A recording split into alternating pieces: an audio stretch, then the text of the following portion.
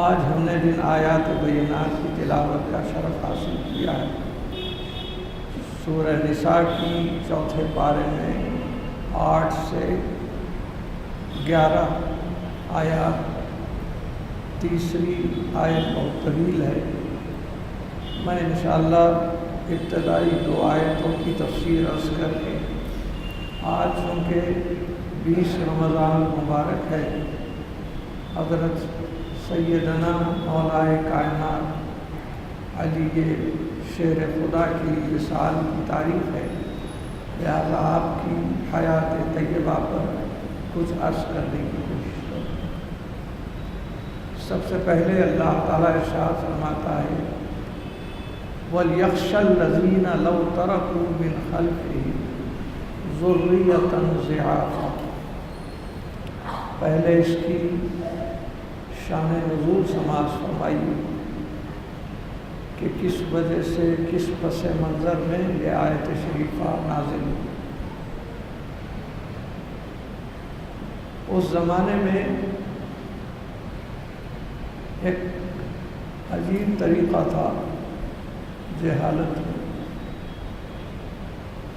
کہ جب بھی کوئی بستر مرگ پر موت کے قریب ہوتا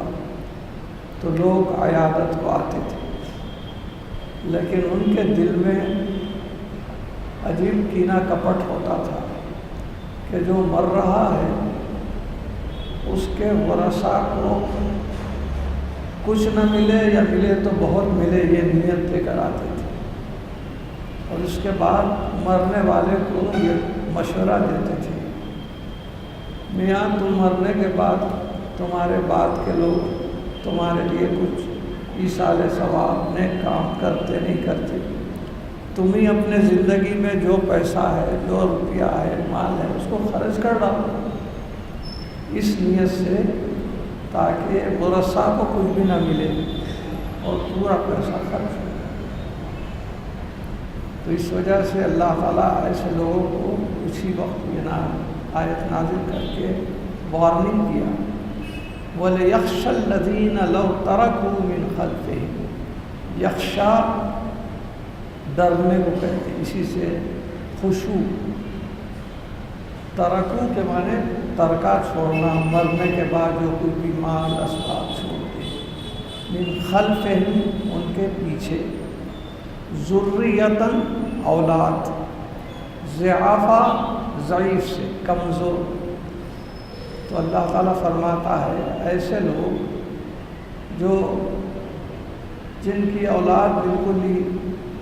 کمزور ہے، جو کہ نابالغ ہے، ان کے پالنے پرورش کے لیے کسی کی پرورش کی ضرورت ہے، کسی کی سرپرستی کی ضرورت ہے، ایسے لوگوں کو کچھ پیسہ دینے کے بجائے یہ لوگ مشورہ دیتے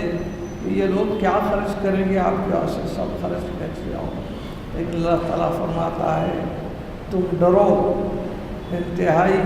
خبردار ہو جاؤ، ایسا ہرگز مت کرو، خافوا علیہم ان پر ڈرتے رہو، فلیتقوا اللہ اللہ تعالیٰ سے ڈرو، ولیقولوا قولا سدیدا اور ایسا ویسا قول مت کہو، بلکہ جو بھی قول کہو، جو بھی مشورہ دو تو انتہائی ایسا مشورہ جو ہمدردی کا ہو، جو رحم دلی کا ہو،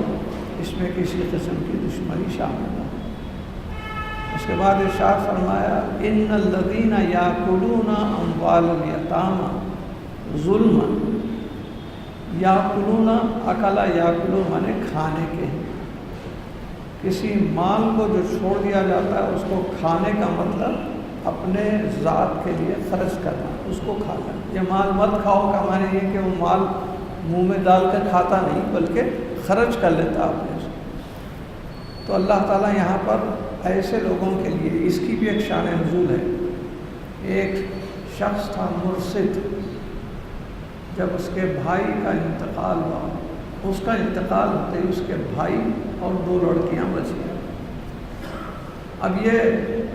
عجیب طریقہ تھا جاہلیت میں کہ جو مرد لوگ رہتے ہیں کوئی قابض ہو جاتے ہیں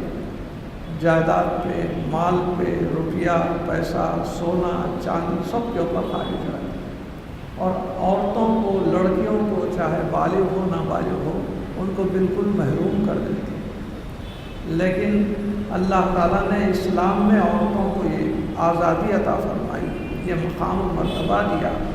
کہ جیسے مردوں کا حصہ ہے ویسی لڑکوں کا بھی، جیسے لڑکوں کا ہے ویسی لڑکیوں کا بھی۔ اس طریقے سے اللہ تعالیٰ نے ایسے لوگوں کو جو مرد لوگ مال لے لیتے تھے ان سے فرما رہا ہے ان الذین یاکلون اموال الیتامی، یتامہ میں اس سے پہلے بتا چکا ہوں یتیم کی جمع ہے، جن کے ماں باپ، جن کے باپ کا انتقال ہو جائے تو ایسے لوگوں کا مال مت کھاؤ، اگر کھاتے ہیں تو ان لوگوں کے بارے میں اللہ تعالیٰ فرما رہا ہے جو لوگ یتیموں کا مال ظلم سے کھاتے ہیں، انما یاکلون، تو یہ مال نہیں کھاتے ہیں بلکہ اصل میں کیا کھاتے ہیں، یاکلون فی بطونہم نارا، نار کے معنی ہے آگ کے، دراصل یہ آگ کو اپنے پیٹ میں بھر لیتے ہیں، کسی یتیم کو محروم نہیں کر رہے، محروم کر کے اپنے پیٹ کے اندر آگ کو بھر لے رہے ہیں۔ وَسَيَصْلَوْنَ سَعِيرًا، اور آگ یعنی دوزخ،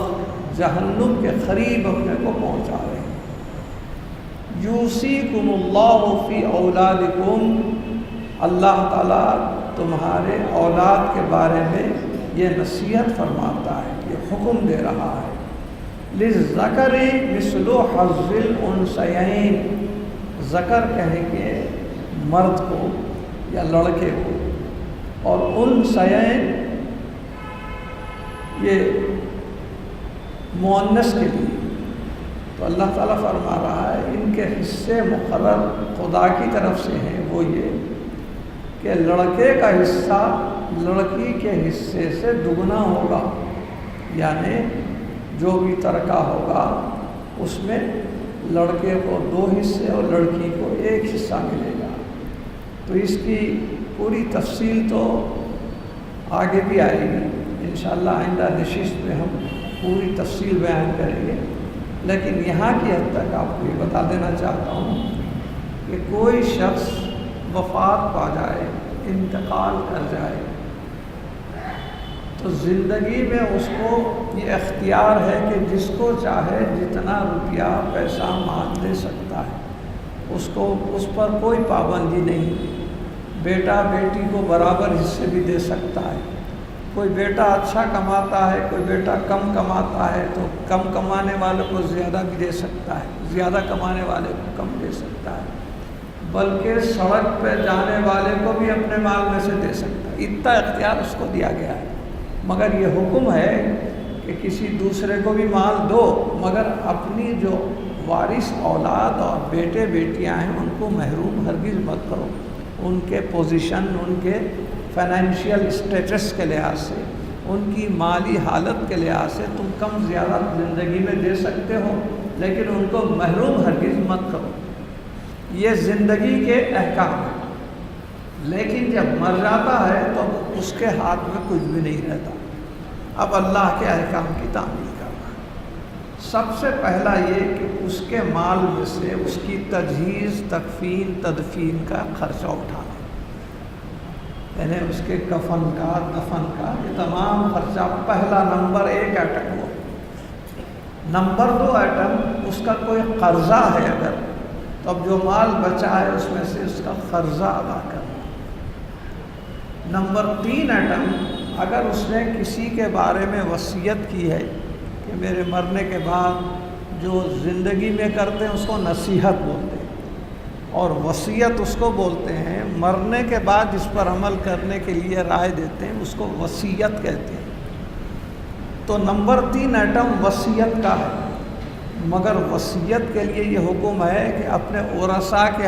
حق میں وصیت نہیں کرنا،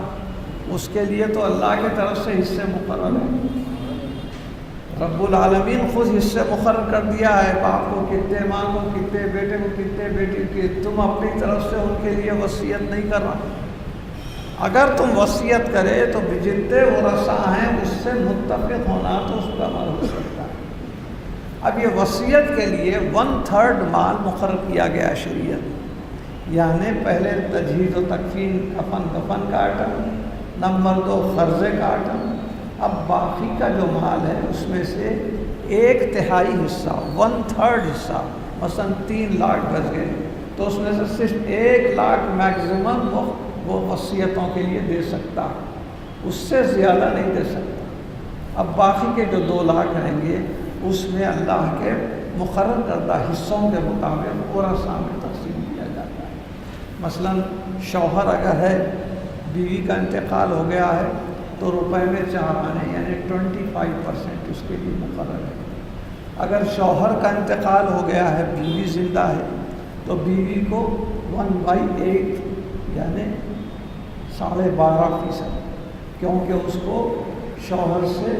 مہر بھی ملتا ہے، اس وجہ سے مرد کے مقابل میں عورت کے لیے کم رکھا گیا ہے۔ اور یہ سب چیزیں تقسیم کرنے کے بعد بیٹے اور بیٹیاں جو رہ جاتی ہیں اس میں ہر ایک بیٹی کو 1 حصہ اور بیٹی کو جتنا حصہ دیے اس کا دوگنا حصہ بیٹے کو، یہ اللہ تعالیٰ کی طرف سے مقرر ہے۔ اور خدا تعالیٰ نے یہ جو نظام مقرر کیا ہے ایسا منضبط ہے، نظم و ضبط کے لحاظ سے ہے کہ بڑے بڑے لوگ بھی اس کو جس سے واقف ہوتے ہیں تو کہتے ہیں کہ واقعی اللہ تعالیٰ نے کیا انصاف کیا ہے۔ پھر باپ کا ماں کا حصہ بھی 1/6 مقرر کیا گیا۔ ایسے اس کی پوری تفصیل ہے، انشاءاللہ وہ آئندہ آئے گی۔ یہاں تک کہ آج ہم ختم کرتے ہیں کہ اللہ تعالیٰ یہ حکم دیتا ہے کہ مرنے کے بعد ترکے کی تقسیم کرو، تو اگر لڑکے اور لڑکیاں ہیں تو اس میں لڑکے کو 2 حصے، لڑکی کو 1 حصہ۔ اب اس کے بعد ایک ایسی بھی صورت ہوتی کوئی لڑکے ہی نہیں رہتے کسی، صرف لڑکیاں ہی ہوتی، تو اس میں 2/3 حصہ۔ اب آئندہ انشاءاللہ تعالیٰ آئندہ تفصیل میں آئے گا۔ اور اگر ایک ہی لڑکی ہے تو اس کو آدھا حصہ۔ ایسے مختلف اللہ کے احکام ہیں جو انشاءاللہ تعالیٰ آئیں گے۔